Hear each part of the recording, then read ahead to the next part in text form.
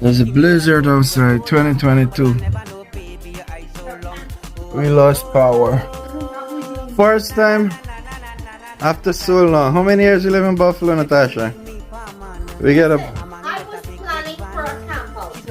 Don't say. Yeah, we was planning game night with the kids, camp out. And scary story over a s'mores fire. 2022.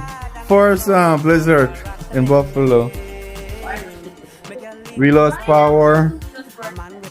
The kids are excited. They don't know what's going on already until when it started to feel cold. We lost power. It's a blizzard outside.